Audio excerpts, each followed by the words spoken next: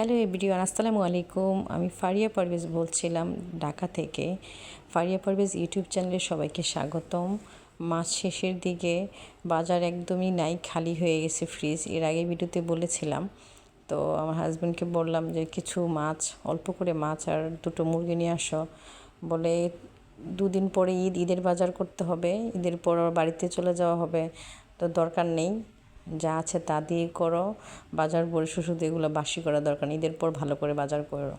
তো ঠিক আছে, যা যা আছে তাই রান্না করব। তো বাসার কাছে এই যে শুক্রবারের বাজারগুলো যে ছিল ওগুলো সব গুছিয়ে কেটে কেটে ফ্রিজে রেখে দিয়েছিলাম, ওগুলোই একটা একটা করে করে ফেলছি। তো ভাজি, শুধু ভাজি খেতে ভালো লাগে না, একটা মাছ মাংস অথবা ডিম কিছু তো একটা থাকতে হবে।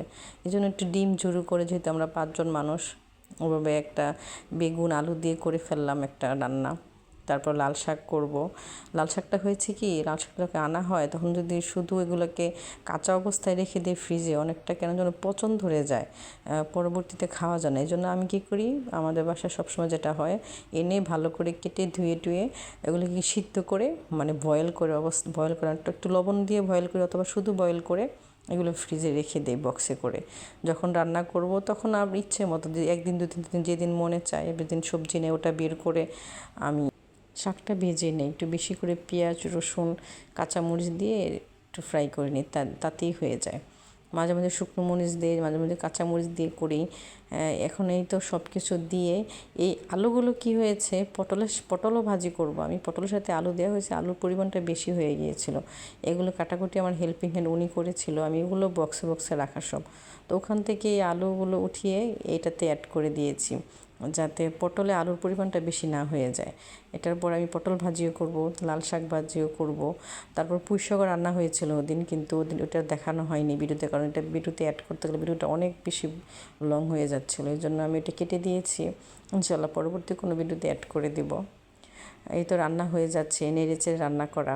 আমি প্রথমে ভেবেছিলাম যে আমি বেশিরভাগ আমার বাসায় যেটা হয়, ডিম ভুনা হয়, ডিম এমনিতেই সিদ্ধ খাবে একটু হালকা উপরে পেঁয়াজ দিয়ে, কখনো এই টাইপের করা হয় না। আজকে হঠাৎ করে এভাবে করলাম। প্রথমে ভেবেছিলাম ডিমটা ফাটিয়ে যেভাবে ভাজা হয়, ডিম ভাজা পেঁয়াজ কাঁচামরিচ দিয়ে ভেজে ওগুলোকে সুন্দর বাজ করে চাকচাক করে কেটে, যেটা ওইভাবে করার ইচ্ছা ছিল, তো ওইটা আর করলাম না। হঠাৎ করে মনে হলো যে সিদ্ধটা দিয়ে ফেলি, সিদ্ধ করে করি, হঠাৎ করেই মনের ভিতরে আসা আর এটা করা, কোনো আগে থেকে প্ল্যানিং কোনো ছিল না। একটা করে করছি, ভিডিও নিচ্ছি।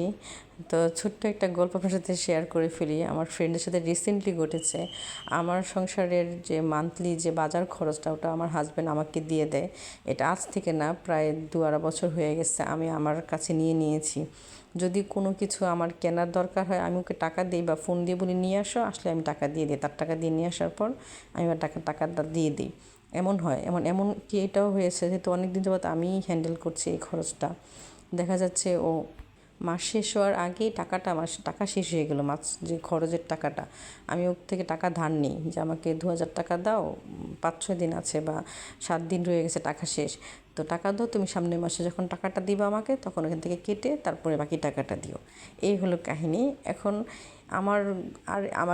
আমার কাছে নেয়ার অন্যতম কারণ হচ্ছে, আমি এই সংসার চালানোর ক্ষেত্রে অনেক সঞ্চয়ভাবে চালাইতে গিয়ে দেখা যাচ্ছে আলহামদুলিল্লাহ আমি অনেক জমিয়ে টাকা অনেক কিছু করেছি, আমার সংসারে অনেক কিছু করতে পারি। তো আমার এক ফ্রেন্ড আমার এইটা শুনে ও খুব আগ্রহ হয়েছে যে ও যদি এরকম নিতে পারে ওর হাজব্যান্ড থেকে, দেখা যাচ্ছে ও টুকটাক করে একটু করে করবে। আগে যৌথ ফ্যামিলিতে ছিল, 1-1.5 বছর হলো আলাদা বাসায় বাবুদের নিয়ে আলাদা বাসায় উঠছে। তো ওর এটা শুনেও খুব ভালো লাগলো। একবার ওর হাজব্যান্ডে ওকে দেওয়ার জন্যই বলেছিল, কিন্তু নেয়নি। ওর ভাইরা নাকি বলছে টাকা নেওয়ার দরকার নাই, ছেলেরা নাকি অপবাদ দেয় যে টাকা যে সংসারে না খরচ করে বাবা মাকে দিয়ে দেবে, এই টাইপের কিছু একটা। তা আমি বললাম, যারা বলে আসলে এমনও বলবে অমনও বলবে, তোকে হাত খরচের টাকা দেয়, কিছু হলে তো বলবে সব বাপ মাকে দিয়ে দাও, এই টাইপের একটা জিনিস। যারা আমরা গৃহিণীরা আছে তারা কিন্তু স্বামীর টাকা দিয়েই চলি, এটা সত্য, অন্য কোনো আর অপশন নাই। হাজব্যান্ড যা দেয় খরচের জন্য ওটা দিয়েই চলি। আর যদি আমার মতো যদি যদি একটা বিগ একটা অ্যামাউন্ট মান্থলি শুরুতেই দিয়ে দেওয়া হয় সংসারের জন্য, তখন কিন্তু ওই মেয়েটা পুরোপুরি আরও সংসারী হয়ে যায়, যে এত বড় একটা অ্যামাউন্ট আমার হাতে দিচ্ছে সংসার চালানোর জন্য, তাহলে এখান থেকে আমি কিছু যদি বাঁচাতে পারি, তাহলে দেখা যাচ্ছে আমি কিছু একটা করে নিতে পারি ঘরের, এটা সেটা এমনকি আমি আলহামদুলিল্লাহ আমার হাজব্যান্ডকে অনেক সাহায্য করতে পারছি এরকম টাকা জমিয়ে। এটা হয়। আমি অনেকে শুনি যে আমার বাচ্চার স্কুলে গার্ডিয়ানরা বলে হাজব্যান্ড বাসায় আসলে নাকি পকেট থেকে 200, 100, 500, 1000 সরিয়ে ফেলে। যেহেতু আমরা চাকরিজীবী হাজব্যান্ড, আমার ওটা সম্ভব হয় না। ব্যবসায়ীদের ক্ষেত্রে ওইটা হয়, কারণ চাকরিজীবী মানুষের টাকা একদম গণা থাকে, ওইটা আর হয়ে ওঠে না। যাই হোক, আমার রান্নাবান্না একটা একটা করে হয়ে গেছে। আমার এই গল্পটা শেয়ার করা হচ্ছে আমার ফ্রেন্ড, আমারটা শুনে ও নাকি এটা অ্যাপ্লাই করবে, ও সফলতা পাক, দোয়া করি। আপনাদের কারো যদি এরকম হয়ে থাকে আপনারা অ্যাপ্লাই করতে পারেন। গরম গরম ভাতও হয়ে গেল। আমার ভিডিও শেষের দিকে আপনারা আমার জন্য দোয়া রাখবেন। আপনাদের জন্য দোয়া রইল। ফি আমানিল্লাহ। আর ভিডিওটা সামনে চলে গেলে নতুন হলে সাবস্ক্রাইব করে দিবেন, লাইক করে দিবেন, সামান্য একটু কমেন্ট করে দিবেন। আল্লাহ হাফেজ, bye bye, take care, tata.